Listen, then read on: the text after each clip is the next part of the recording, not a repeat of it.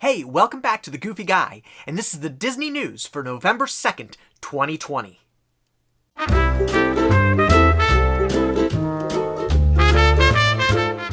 Hey, welcome to The Goofy Guy. I'm Jim Spangler, The Goofy Guy, your host, and today we're going to talk about the news for the week of November 2nd, 2020.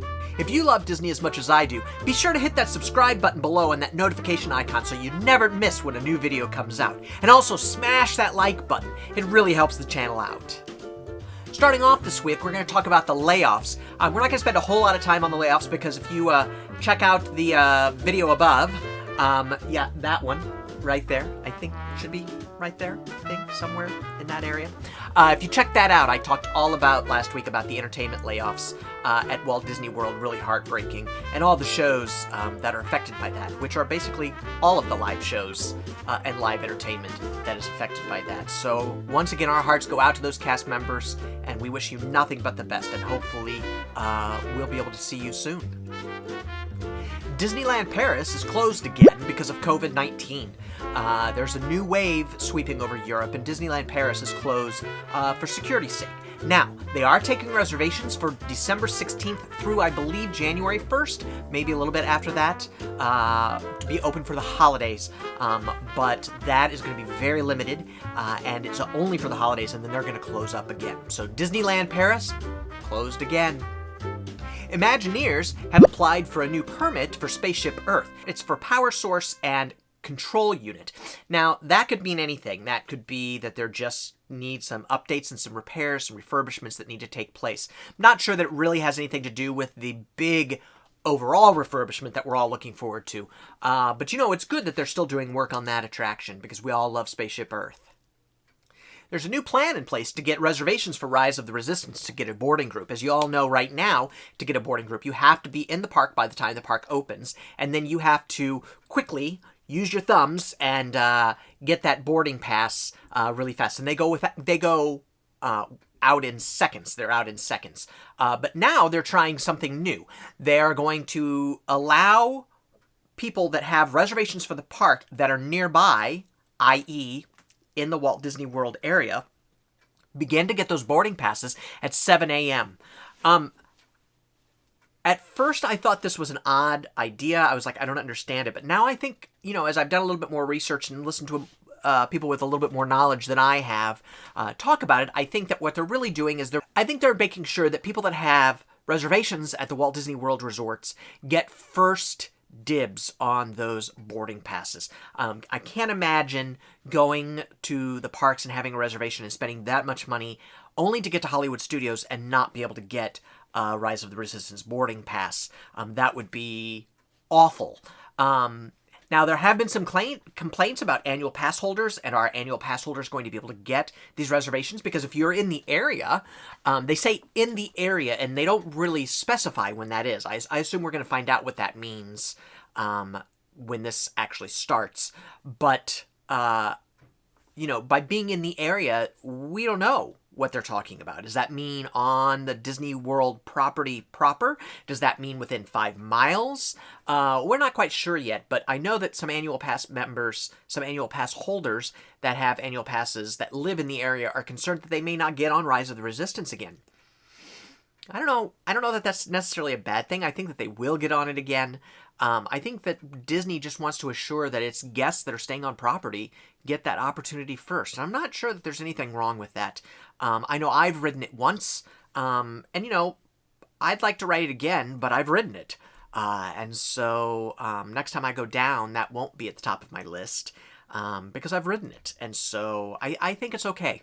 I think it's okay. There are so many once-in-a-lifetimers that come down to Walt Disney World that this may not be such a bad thing. Disney is having princess greetings from a distance right now. You can see Anna and Elsa in a little fenced-in area outside of the place where they usually do their meet and greets in Epcot. You can also, word is that you could also see Rapunzel in the Princess Hall, and she stands in the entranceway to the Princess Hall to greet people. And I'm sure that there are other princesses that are going to be rotating through that also. I think that's a great idea. I don't think that for little girls that want to see the princesses and little boys that want to see the princesses, that just that float kind of gets the job done in either Epcot or at the Magic Kingdom. I think they want something a little bit more personal, and so I think this is a great idea. Also, I'm sure you already know that you're able to see characters all over the place. I love that the Country Bears are on top of the Country Bear Jamboree that are on like that balcony above. That is so much fun to see them up there, and they're hysterical up there. Jack Sparrow is showing up on stage at his stage and is doing meet and greets from a distance. Just some really great ideas like that. I think that they discovered with what they were doing with Mary Poppins at Epcot and Alice in Wonderland at Epcot that people were really responding to that. And so they wanted to give that opportunity to more people with more characters. And so I think it's a plus all around. There's a new sign up at Remy's Ratatouille Adventure. It's beautiful. It's got gold leaf on it. It looks fantastic. I love that they're still working on this. I know that they're doing, that they've said that they're going to delay the opening of this. I get that, but it's really looking beautiful. That sign is gorgeous. If you haven't had a chance to see it, it's right there. Be sure to take a look at that. If you'll remember, in the last episode, I think it was the last newscast that we did, not the breaking news about the entertainers being laid off, but the other newscast, I think, right there. If you'll remember, we talked about Florida Man bringing guns to the Polynesian resort. Oh, crazy, but he felt that he needed that for the safety of his family.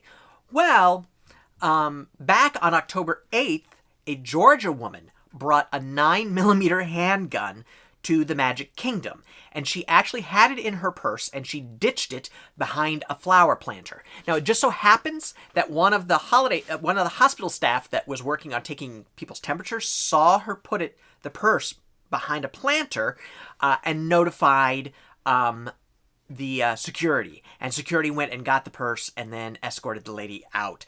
She was there with children. She also got charged with trespassing and has also been banned from the Walt Disney World property because Walt Disney World does not allow firearms on their property. Just for a note, she did not have a concealed weapon permit for either Georgia or from Florida. So that was a little bit of a problem. And why would she possibly feel that she needs to bring a loaded handgun to the Magic Kingdom? That's a little scary. That's a little worrisome, isn't it? Thank goodness for security and those cast members that really keep their eyes open for our safety.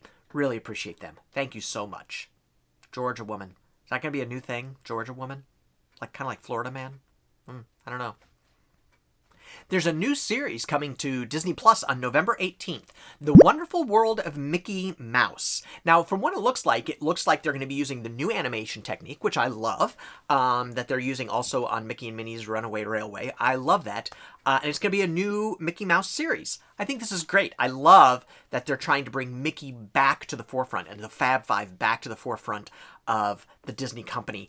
When you have an iconic corporate symbol like Mickey Mouse that people love so much, we want to see him, and we don't want to see him from way back. And don't get me wrong, I love the old cartoons. Just ask my children. I love the old cartoons, but I also love the new ones, and I love it when they're doing new things with them. So I'm very excited to see on November 18th The Wonderful World of Mickey Mouse on Disney Plus. Check it out. The new season of The Mandalorian has started streaming on Disney Plus. So exciting. Love The Mandalorian. For anybody that knows me, you know I love The Mandalorian. So good. The child is so cute. And I can't wait to see what happens this season with The Mandalorian. I think it's amazing.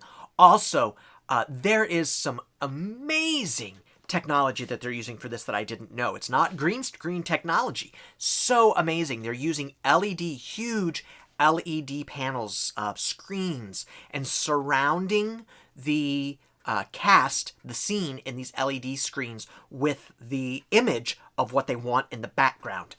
It's so amazing. If I can find the link to the YouTube video about it, I will do that, and I will share that link. It is so good.